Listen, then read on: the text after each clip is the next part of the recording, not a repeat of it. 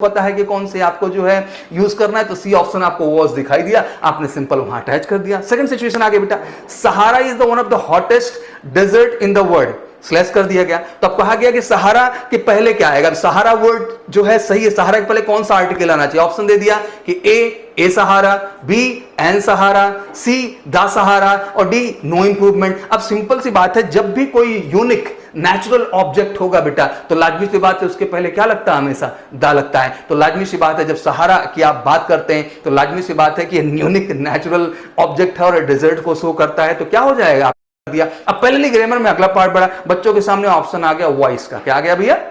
Voice. अब voice में दे दिया कि I was asked my name. तो सिंपल सी बात है सर, इसका हमको बनाना है, तो सिंपल सा हो गया they asked me my name. क्या पूछ ले बच्चा? They asked me my name. तो आपको कॉन्सेप्ट क्लियर होना बहुत जरूरी है कि आपने वॉइस की उतनी प्रैक्टिसेस की हो जिससे आपका कॉन्सेप्ट क्या हो जाए भैया, प्रॉपर ढंग से क्लियर हो जाए। वहीं जब हम लोग नरेशन की बात करना शुरू करते हैं, जैसे पूछा गया कि भाई he said to me please be kind and help me. अब हमको इसको चेंज करना है बेटा, नरेशन करना है। अब सिंपल सी बात है, यहां ऑप्शन हो जाए कि he requested me to be kind to help him, he requested me to be kind to help him. अब ऑप्शन तो बहुत सारा दे देगा, ए दे देगा he requested to me to help him kindly, he told me to kindly help him, but option आपके सामने सी ही सही होगा, he requested me to be kind to help him and he requested me, D option, to be kind and help him. तो conditions clear होनी चाहिए कि अगर आपने वाकई में बेटा प्रैक्टिस कर रखा है तो आप समझ पाएंगे। और एक्टिव पैसिव और नरेशन की जब बात करते हैं, मुझे लगता है बचपन से पढ़ते आए हो, एक अलग ताकत, एक अलग कॉन्फिडेंस आपके अंदर उस चीज को लेके है, बस उसको महसूस करना आपके लिए जरूरी है। वहीं पर जब वोकैब की बात करें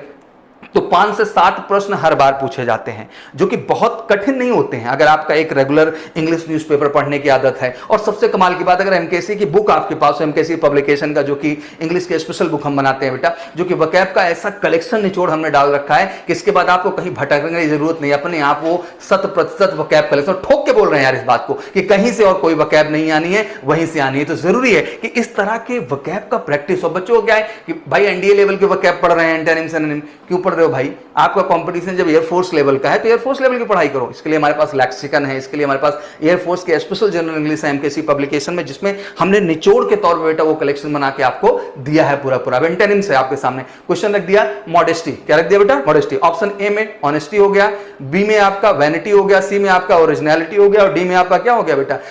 वैरायटी हो गया। जो मॉडेस्टी की बात करते हैं तो लाजमी सी बात है कि मॉडेस्टी हमेशा सॉफ्टनेस के सेंस में आती है, तो ऑनेस्टी तो है ही नहीं सर। एंटोनिम्स की बात हो, ओरिजिनलिटी तो है नहीं सर, वैरायटी तो है नहीं, लाजमी सी बात है वैनिटी की कंडीशन में हो जाता है। एक तरफ मॉडेस्टी है तो एक तरफ क्या हो गया? वैनिटी, मतलब व्यर्थता के कंडीशन में ले ली गई। पहले सिनोनिम्स की बात कर लें, बैरन की बात कर लें। ऑप्शन क्या होगा? ए फ्रिजिड दिया हुआ है, बी फर्टाइल दिया हुआ है, ए फॉलो दिया हुआ है, डी फेरोन्स दिया हुआ है। तो लाजमी सी बात है कि बैरन का फ्रिजिड बचपन से पढ़ते चले यार, कोई नई चीज नहीं, तो आपने बैरन का सीधा क्या लगा दिया? फ्रिजिड। मैं समझाना चाहता हूं बेटा कि vocab is all about knowing those word which is belong to your examination। Vocab का सारा मतलब होता है बेटा उसी वर्ड पार को जानना जो आपके एग्जाम ओरिएंटेड हो, और कहीं ना कहीं मेजर कलसी क्लासेस पूरी तरह से मदद करेगा आपको बेटा। और यदि रीअरेंजमेंट ऑफ सेंटेंस की बात करें, अगर वोकैब और ग्रामर की सही समझ हो, मतलब शब्दों को आप समझ पा रहे हो और ग्रामर के स्ट्रक्चर को समझ पा रहे हो बेटा, तो मिनट भर में आप सेंटेंस को अरेंज करेंगे, आपको 1 सेकंड समय नहीं लगेगा। मैं समझाना चाहता हूं बेटा कि this is a very precious time for you. जो लास्ट टाइम हुआ एग्जाम में नई सफलता मिली, जो आने वाला एग्जाम है, बहुत नेगेटिव वर्जन में नहीं जाना है बेटा, बल्कि आपको ऐसे एक ऑथेंटिक एन ऑर्गेनाइज प्लेटफॉर्म से जुड़ना है जो आपको मदद करे आपकी सफलता को सुनिश्चित करने के लिए। और कहीं ना कहीं वो मेजर कलसी का इकलौता प्लेटफॉर्म है इस इंडिया का डिफेंस प्रोफेशन के लिए, एमकेसी लर्निंग ऐप, जिस प्राइवेट प्लेटफॉर्म से जुड़ के बेटा घर बैठे, और मैं बताता हूँ साफ साफ कि ऑफलाइन क्लास खुलने वाली है यार, बिल्कुल टेंशन ना लो। और आज जो हमारा ऑनलाइन प्रोग्राम है ना, आज बिल्कुल इससे जुड़ो यार, क्योंकि जिस दिन आपका ऑफलाइन प्रोग्राम खुलेगा बेटा उस दिन आप कैंपस का हिस्सा बनना चाहेंगे। और एक इंटरेस्टिंग बात बता दूं बेटा कि जिस दिन आप ऑफलाइन प्रोग्राम में आएंगे, आज जो ऑनलाइन में आप खर्च कर रहे हैं पैसा, जो भी बेसिक चार्जेस लग रहे हैं आपके ऊपर 25% डिस्काउंट को लेकर के, वो पूरा का पूरा चार्ज आपका बेटा रिडक्ट कर दिया जाएगा, घटा दिया जाएगा आपके ऑफलाइन प्रोग्राम्स के फीस से। तो एक तरीके से आप समझें यार, इस सर्विस क्या है आपके लिए, बिल्कुल सेंसिबली समझ रहे हो तो फ्री ऑफ कॉस्ट है यार। यही तरीका जो आप बुक आज एमकेसी पब्लिकेशन से ले रहे हैं, कल को आप जैसे क्लासरूम का हिस्सा बनेंगे बेटा, तो सारी की सारी बुक आपका क्या कर दिया जाएगा?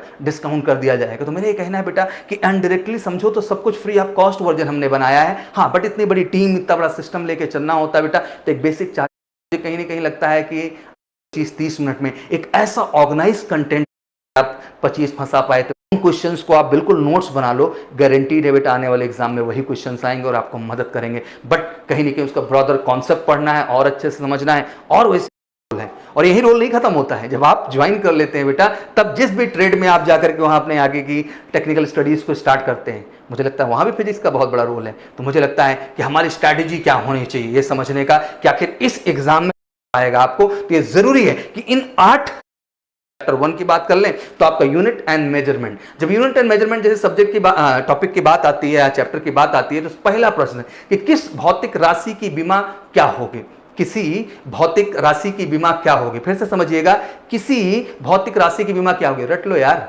सेकंड, प्रतिशत त्रुटि ज्ञात कीजिए। ये बिल्कुल जेन्युइन क्वेश्चन है जो आपसे पूछे ही पूछे जा रहे हैं, आपका उस पर बेटा कंट्रोल और पकड़ होना जरूरी है। वहीं अगर हम चैप्टर 2 की बात कर लें तो आ जाता है Newton's law of motion. Chapter हमेशा मैकेनिक्स में कमांड दिलाता है, और ये ध्यान रखना कि न्यूटन्स लॉ ऑफ मोशन की जब बात करते हैं तो अपने आप में एक बड़ा रोल क्रिएट करता है। जैसे मैं समझाऊं कि पहला प्रश्न आपके सामने कि क्रिया प्रतिक्रिया बल लगने से क्या कंडीशन है, ये प्रश्न इसे पूछा जा चुका है कि क्रिया प्रतिक्रिया बल लगने की क्या कंडीशन है। ये प्रश्न अक्सर मैंने देखा है कि एयरफोर्स में पूछा जाता है। आंसर, यह हमेशा 2 अलग अलग पिंडों पर लगते हैं, वेरी गुड। फिर एक ही प्रकार के होते हैं, वेरी गुड। परिमाण में समान तथा एक दूसरे के विपरीत होते हैं, और चौथा हो गया सभी सही है। तो कॉमन सी बात अगर पढ़ते चले आए हो तो सारे के सारे सही हैं, आपको अच्छे से पता है। जब हम क्रिया प्रतिक्रिया बल की बात करते हैं तो 4 के चारों ऑप्शन यहाँ पे सही है, तो चौथा ऑप्शन हमने कर दिया कि सभी क्या है यहाँ पे सही है। अब जब चैप्टर 2 के बाद हम लोग बढ़ते हैं चैप्टर 3 पे, तो लाजमी सी बात आ जाता है ग्रेविटेशन। जब हम ग्रेविटेशन की बात करें तो कहते हैं एयरफोर्स में उस न्यूमेरिकल्स भी रखे गए हैं जो आपके एग्जाम ओरिएंटेड है, और मुझे लगता है बेटा आपके एग्जाम से पहले आपको इन क्वेश्चंस पे प्रैक्टिस करना बहुत जरूरी है। और ये इकलौता बेहतरीन फिजिक्स का कलेक्शन आपके सामने हम लेके आएंगे। पहले ही बच्चों का ही होता है कॉन्सेप्ट, बिल्कुल यार अगर कहीं कोई कंफ्यूजन है, फिजिक्स कंफ्यूजन वाली चीज नहीं। फिजिक्स मतलब प्रैक्टिकल, फिजिक्स मतलब भौतिक स्थिति, समाज में हर वो चीज जो घटित हो रही है, जो हो रही है, उसके विषय में एक सेंस होना, और कोई चीज अपने आप नहीं हो जाए, हर चीज के पीछे एक फिजिक्स है, एक सेंस है बेटा। तो बहुत जरूरी है कि कॉन्सेप्ट पे भी काम करें, और एमकेएससी लर्निंग ऐप उसके लिए आपको पूरा मदद करता है। अब वही चैप्टर 4 की बात कर लेते हैं। सिंपल हार्मोनिक मोशन की